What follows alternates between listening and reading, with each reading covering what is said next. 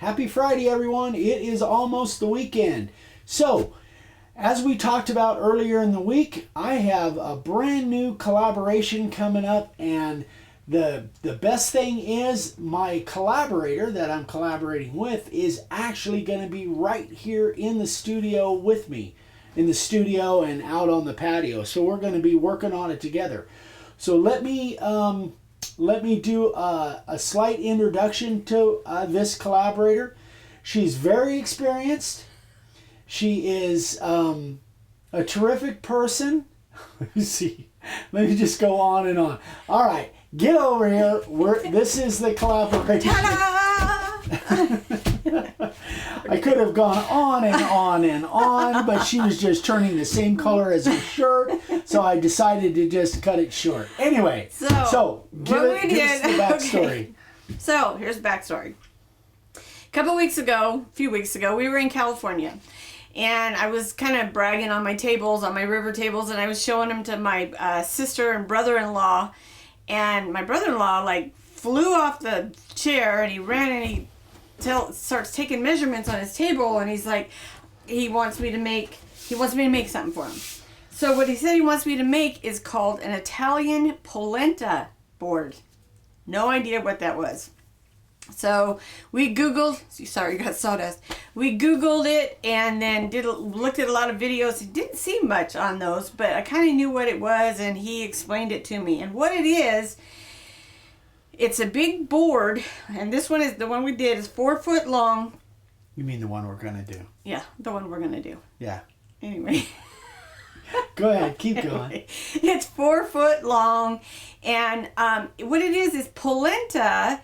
It's like a corn mush, like kind of like oatmeal or cream of wheat, but it's corn, and it's like all the Italians out there. I'm sorry, I'm not Italian, but anyway, so it's like a meal, and they put it on this board, and then they make all this different beef and chicken toppings on it, and then whatever else they put on, I'm not sure. It looks pretty yummy, actually. It did when we looked at the video. Yeah, the video we and saw. then they put it on this board, and they do like this family feast where everybody kind of goes around and spoons on their plate what they'd like or whatever. So anyway, he wanted me to make him a polenta board. So that's what we're going to do.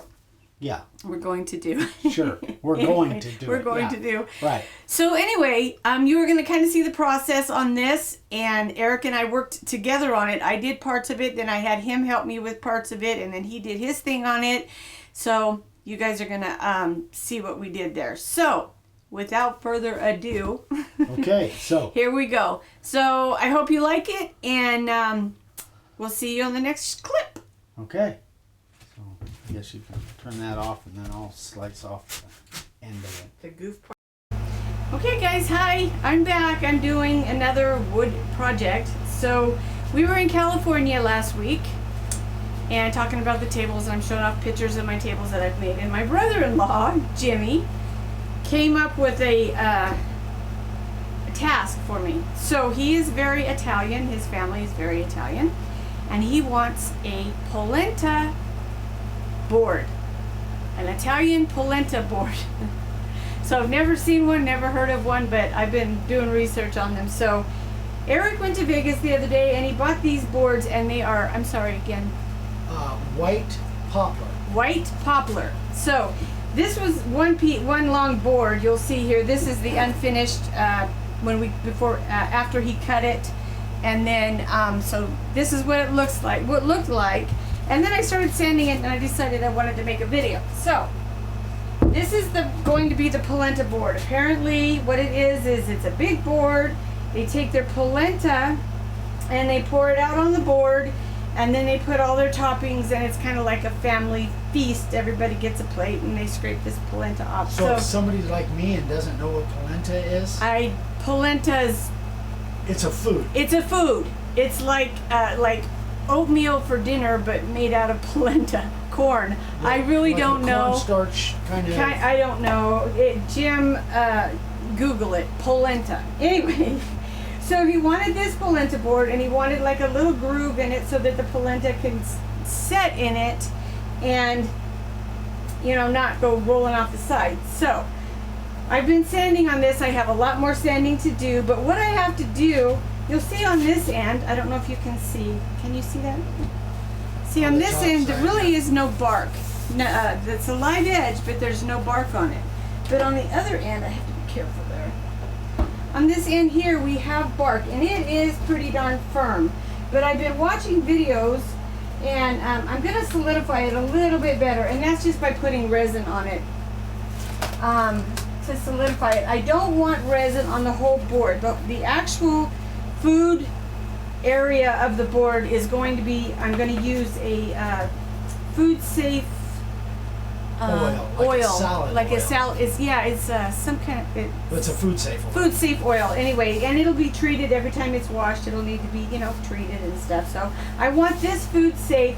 This not so much. I'm not so worried about it. I don't think anybody's going to get a straw and try to suck the polenta off of the edge. I don't know. I'm not sure. Anyway, so what I'm going to do is I'm going to start to stabilize this. I've made my resin.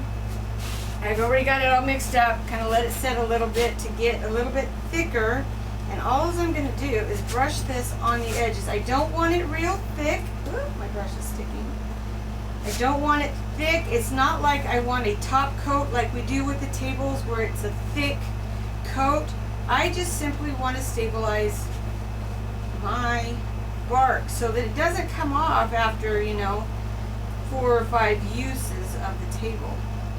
So we're just going to, I made a bunch, but I think Eric's going to use some to finish up a project he's doing over there. So we're just going to put it on there pretty thick, but it's not going to be like... But you're not trying to really fill gaps. I'm not you're just trying to... Right. I'm not... To stabilize. Yeah. Stabilize it so that when this stuff gets firm, it's going to hold that bark on there. So I'm not trying to fill holes with it. I'm not trying to put a nice solid tabletop finish kind of thing. Just solidify, get it in the cracks so that it makes it nice and stable. Okay, so we're back. So I got the edge all finished up with the resin. Put that resin coat on there just to solidify these boards, or excuse me, the bark.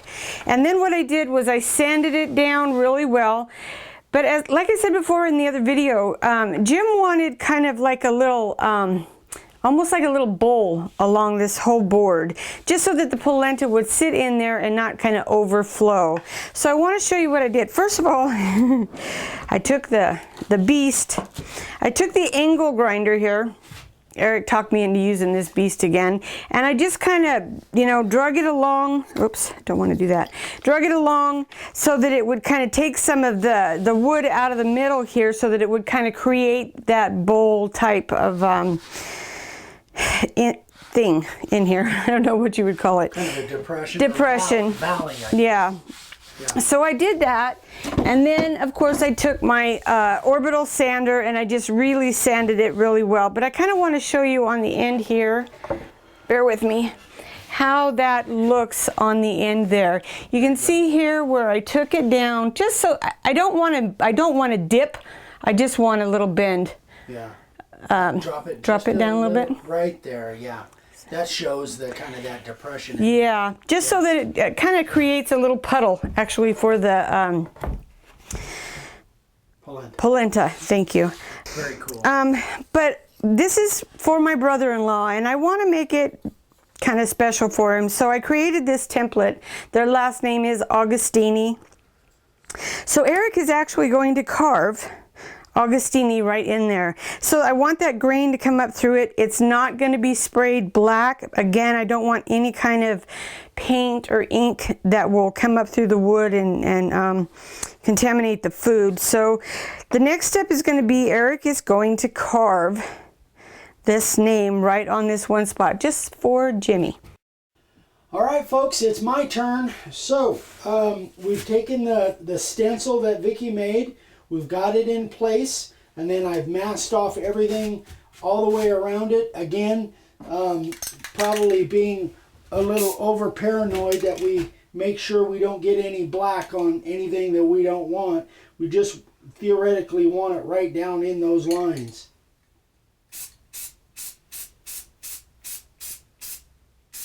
That's it. That's all we need to do. Pull that off of there.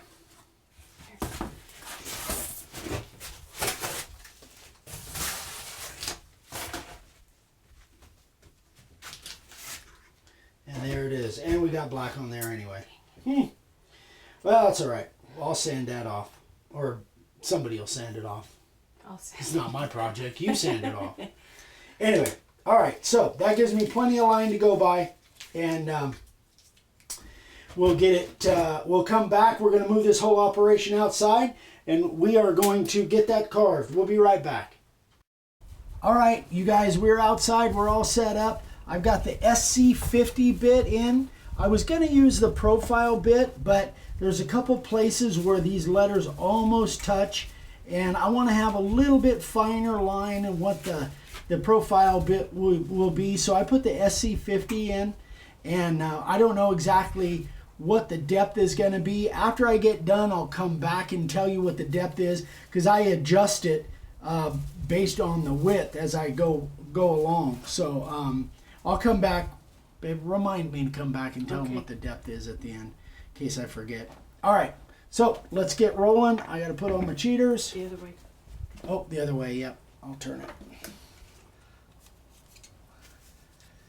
So the weather's starting to turn out here. It's actually low 90s today. It's very nice, very pleasant. All right, here we go.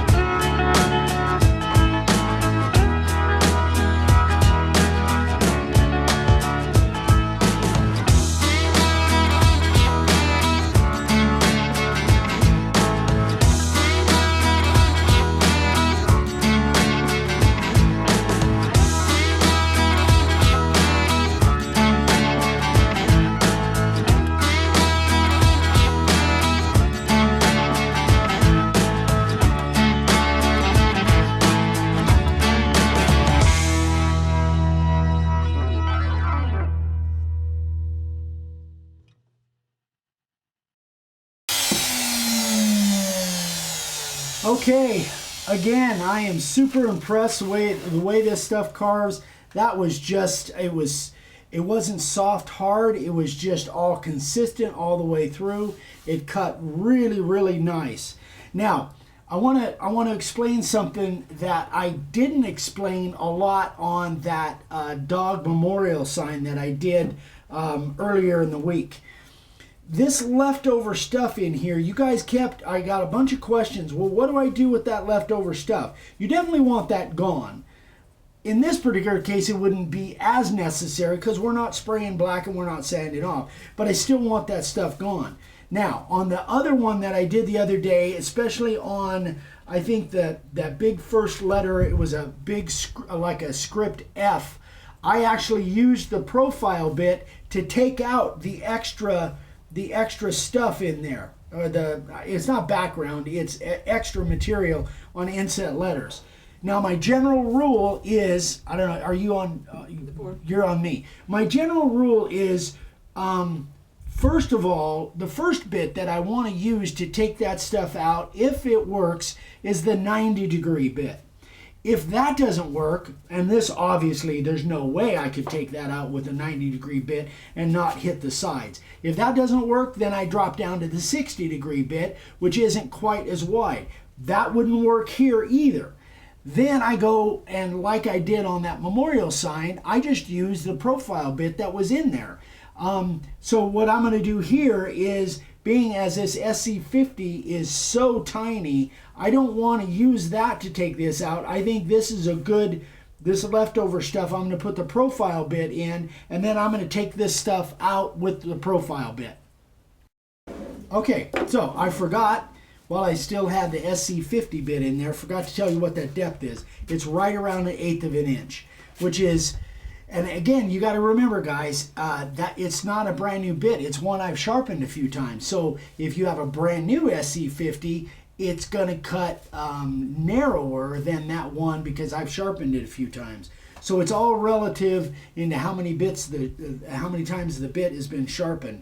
So anyway, keep that in mind. But anyway, it's about 1/8 of an inch. Now I've got the profile bit in, and I'm going to take this stuff out with the profile bit and at about the same depth, about 1/8 of an inch. Here we go.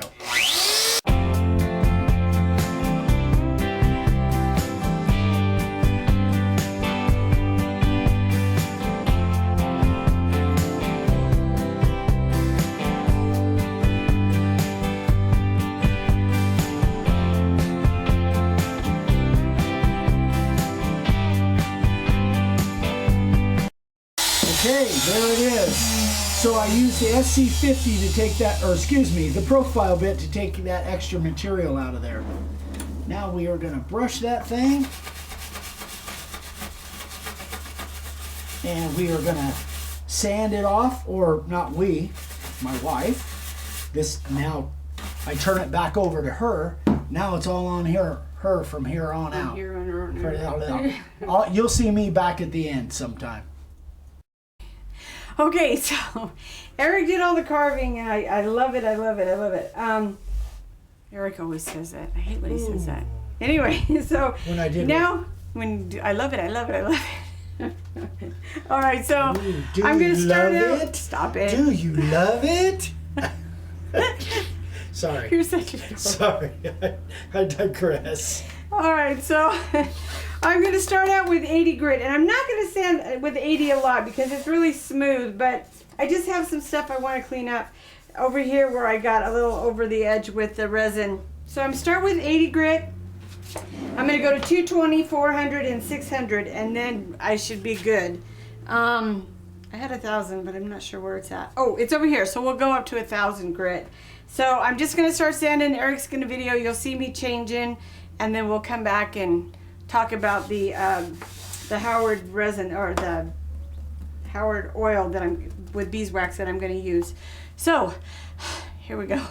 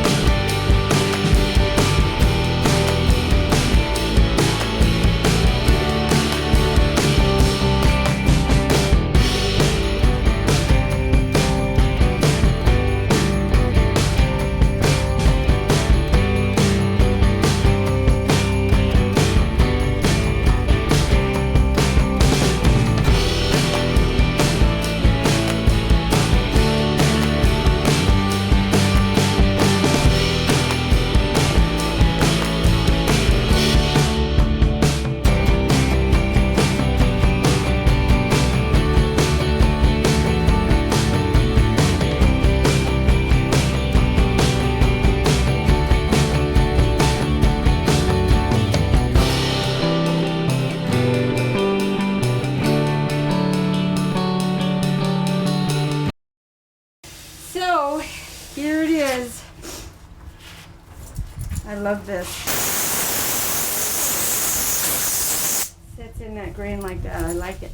So now what I've got to do is get set up and start oiling this baby. So it's time to oil. So it's time to oil. Sweet. Yeah. So We'll be right back. Okay, so we are going to finish this. Now, we went looking for another product, which I couldn't find without having to order it, and I wanted to get this thing going. So anyway, I've done some research in this Howard Butcher Block conditioner. This is made with, it says it's specialized wood care for butcher blocks, cutting boards, wood bowls, and utensils. This has got, it is food grade mineral oil stabilized with vitamin E, beeswax, and carnauba wax. Carnauba. Anyway, so what we're going to do is I'm going to put this on, put the oil on it, and I've seen several different videos where they actually, some of them use their hands, some of them use a rag, so I'm going to do a combo of both. And what it says is, it says to apply this warm. Because of the beeswax, it does set up a little bit firm, so I just left it out in the sun so it heated up out here. So that took about 7 seconds. So yeah, pretty much. It says to use a clean cloth and apply it in the direction of the wood grain. Let it soak in for 20 minutes. Wipe off the excess, and then buff it to a nice sheen. To season a new cutting surface, apply 3 or 4 coats by using, or before using. So before using the board. So I'm going to put 3 or 4 coats on this, but I'm just going to start out. I'm going to shake it up because it was sitting out there. So. I didn't get that because I'm down on the board. All right. So this is absolutely the first time you've ever opened this bottle? No, I opened it because I wanted to smell it, and it had a little thing. But you so haven't I did open applied it to anything. I have not applied it to anything. So. And you're doing the back. I'm doing the back of this because I don't want to test this out on the front. Look, I got it on the board. So I'm going to use a rag because I am not going to try attempting it with my hand. So I'm just going to try a little corner here. Now I talked to Sadie at Awesome Orange, Sadie's wonderful Sadie, and she said she was using something with beeswax in it, and that is why I decided to give this a try. Green goes this way.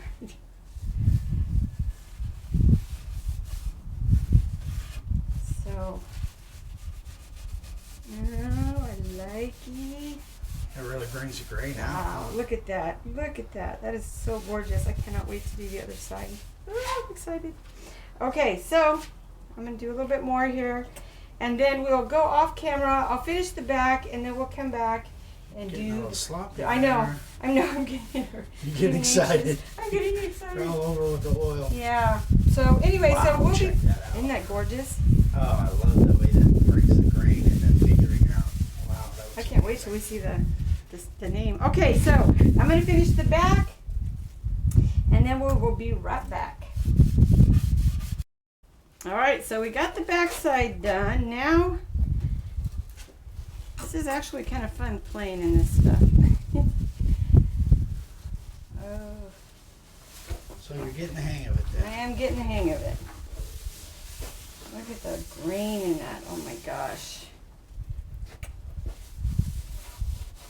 I love it. That grain.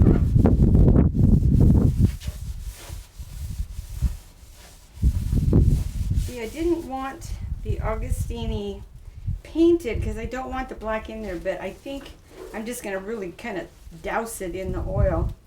I know that sounds... Make sure it goes down in Make sure it goes down in there so that it really gets in there. It's going to soak right in, so I'm really not worried about it. I can spread it with the... I forgot my Q-tips. I was going to bring some Q-tips out. I don't know if Q-tips would be the way to go anyway. No, we don't want that. I think I would go with one of your little brushes. Because the Q-tips would leave cotton you want to down go in grab there. me a little brush? We bought those little brushes yesterday. Q-tips, I think, would Kinda get- leave cotton down Yeah. in there. I don't think you want that. I'm really happy with the way this looks so far. I'm probably using way too much oil, but that's alright, about 2 bottles. And this really, I mean, this bottle was only like $9.99. The other stuff I was looking at, which, you know, was like $24 or something like that. But that's, alright, so here we go. Really want that all down in there. Bought these little inexpensive one-time use brushes with that leaf hairs. So Vicky is putting on food safe oil. What do we got Power here? butcher block. Butcher block conditioner. And that's the part that I just carved. Look at that grain. So this, in case you guys don't know, we hadn't said yet, this is going to be a polenta board for for my in-laws, our in-laws. And it is white poplar, live edge, of course. And this oil is really bringing out the grain. Love it. Looks terrific. Gorgeous. Great job, babe. Thank you.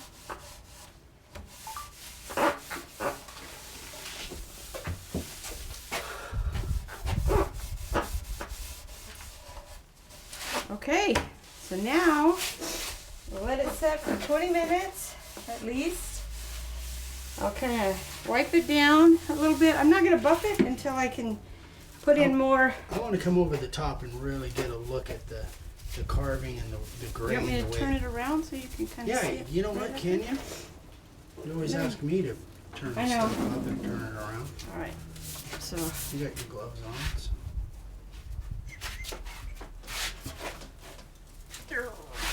there you go. Oh yeah, check that out. I love it. That looks fantastic. Isn't that gorgeous? I love that Perfect. green. That's a perfect spot for it too. The way that Thank you. grain and figuring is, you picked the perfect spot for it. Couldn't have been better. So Excellent. now, again, we'll let this set. So Let it you're- sit out here for a little while, and then we'll probably go back inside and I'll finish the rest of the coats. But So you're gonna put like 3 or 4 coats all together. correct. I'm going to put 3 or 4 coats of the butcher block. I want to allow this to soak in. We want it really want it treated. And then I'll probably send this to my sister so she can treat it after after it's used. Send the oil, you mean? Yeah, I'll send the rest of this, so that after it's washed, after it's used and washed, then she can kind of just put it on the thing just to kind of keep it treated, kind of like a cast iron skillet type thing that you would use. So anyway, we're gonna let this set, and then I'm gonna take it in, and I'm just gonna put on the next few coats, and we'll come back and show you what else we have in mind. Okay, so I hope you guys like those videos that we kind of put together, and we tend to get a little goofy when we're working together, so bear with that part. That's everyday life here. Anyway, so here is the board finished and completed, and I'll tell you what, we are both very happy with the way it came out. It's what is that? The butcher block conditioner that we put on it just really brought out the color in it, and as it ages and as it's used and more of the conditioner is put on it, because I'll send that home with my sister, then it's even going to get more what's detailed, and it's a beautiful board. It really came out good. Eric did an amazing job on those letters, and I was going to find out what that font is, and I forgot, but you can email me at vickywithdavesigns@gmail.com. I'll research that for anybody that wants to know. That grain just came out amazing. It is beautiful, and I think the longer it sits here, actually, the darker, the more the stuff soaks in and everything. So Eric's kind of going to scan on that, and then we are going to... You want me to show the back now? Or? No, I think I'll when I come over, Okay, I'll show the back. Eric's going to come over and we'll show you what these are all about. We have them on both ends. So, Good. all All right. right, so let me zoom out, and then Put that down. I'll come over there and kind of talk about what we came up Okay. with. All right, so let's just swap. You come this way, and I'll go that way. Or you want to stay in No, front? I wanna Well, stay yeah. there. Let me make sure. Then I got to zoom out more. Then. We wanted to make sure that the board set up off the table, just so that it's not sliding all over. And so we're going to show you what we did. So what we did was we went down to Lowe's or Sure. Home Depot. I don't know. We need to do that. It's got a little strip. Okay, I would be pulling out my pocket knife by now. Anyway, We're gonna reuse that Ziploc bag, obviously. It's that we're going to put it important. back in there.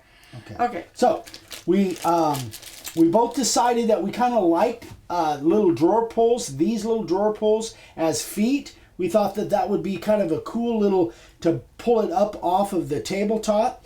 And so so that's what we did. And then I'm going to go around now and I'll kind of okay. speed them up. Then the challenge was, okay, so how do we attach them?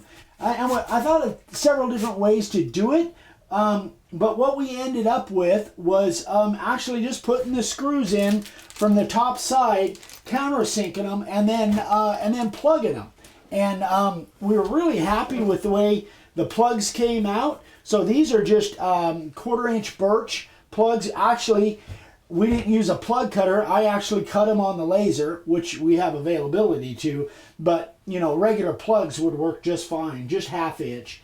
And so that we were really happy with. Then it was a matter of, okay, so how, if this thing was, if this thing wasn't quite level, and it wasn't, it kind of teetered a little bit. So then what I did was I decided, okay, and I don't know whether this is going to show up. I really can't see it. Right underneath this one, this corner was just a little bit low, or a little bit high actually. In between here and there, I just put a little washer. And if you look real close, you can see it there. And that leveled it out absolutely perfect. We're still going to put some pads on the bottom of here, like some felt pads or some moleskin or something. What's the matter? Nothing. Good. Oh.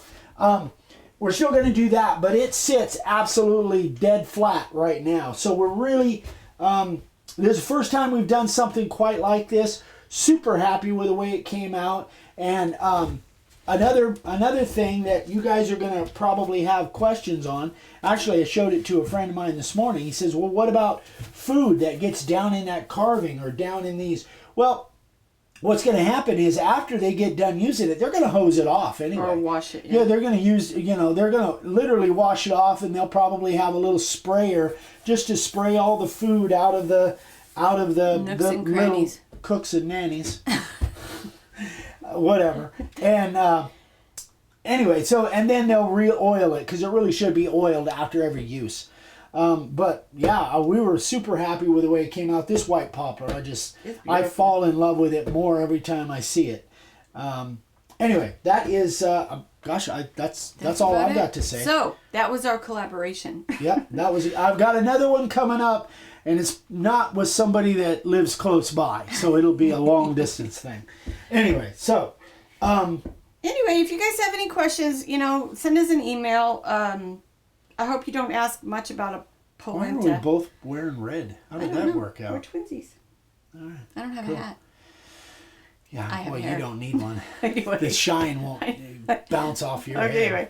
Okay, so thanks for watching, everybody. I hope you liked the video. Please share it, like it. You can email Eric at eric@makeawoodsign.com, or you can email eric@makeawoodsign.com. That's right. I just click on it on my email. I don't say. And Vicky with davesigns@gmail.com. Check out Eric on Instagram. Yeah, I'm sorry. I stepped right on you. You stepped on my toe. Did you forget anything? Please subscribe. Please subscribe. Click on the little bell to get notification every time there's a new video. And I think that's it. I think that's I think that's it. So that's a wrap. bye, guys. Bye, guys. See ya on Monday.